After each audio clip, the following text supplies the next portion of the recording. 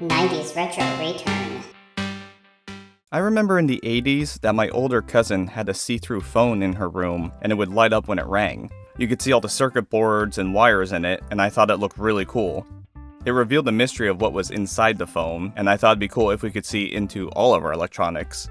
Unfortunately for my parents, this led to me dismantling a lot of the gadgets around our house, but thankfully by the 90s, a lot of tech companies were offering everything in transparent plastic anyway, which allowed us to peek into the inner workings of all of our electronics. But before we got cool things like see-through Game Boys, Nintendo 64s, and iMacs, the clear plastic technology actually started in the 1970s and 80s in correctional facilities. Transparent radios and TVs made it harder to hide contraband inside the devices, and transparent electronics are still used to this day in some prisons. By the 80s, Conair had introduced their transparent phone, and Sony had released their WM504 cassette player. The see-through Sony line was so successful that they continued the look with their Sony WM-FQ01 and YPPY lines of different see-through plastic colors. In 1995, Nintendo released its Play It Loud Game Boy, whose case was completely transparent. And by 1998, they released the famous Atomic Purple Game Boy Color, which added a purple tint to the transparent plastic. In 1997, both Tiger Electronics and Bandai released their Giga Pets and Tamagotchi lines in transparent cases to let kids see the circuit boards of their digital pets' homes.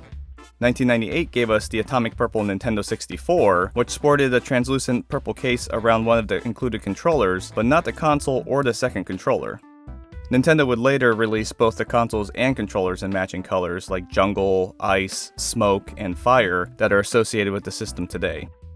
When people think back to colorful computers of the 90s, they think of the Apple iMac line from 1998. However, Apple had actually already introduced the Newton eMate 300 in 1997, which sported a translucent aquamarine and black clamshell case. It was a futuristic-looking laptop that sold for $799, which is over $1,600 in today's money, adjusted for inflation, and it only lasted a year until the iMac G3 took over. In January 1999, Apple introduced the iMac in what they called flavors, like blueberry, grape, lime, tangerine, and strawberry, with matching keyboards and mice. Steve Jobs had hoped that people would want to collect all 5 colors, but seeing that each one cost about $2,600 in today's money, I'm not sure how many people actually bought all 5 of them.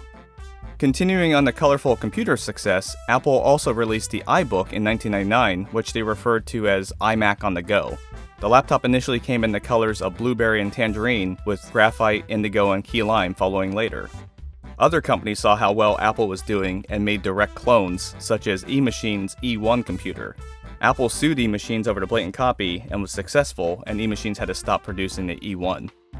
These are just a few examples of tech from the 90s, but there were a lot of other things like beepers, cameras, boom boxes, and even Crystal Pepsi that let you see through them. The clear plastic fade didn't just stop in the 90s, it went into the 2000s with aftermarket accessories for video game consoles, and even continues to this day. I still have a collection of electronics from different eras that sport transparent casing. What were some of your favorite see-through products of the 90s? Comment below and let me know, and subscribe to the channel if you want to see more videos where I return to 90s retro pop culture.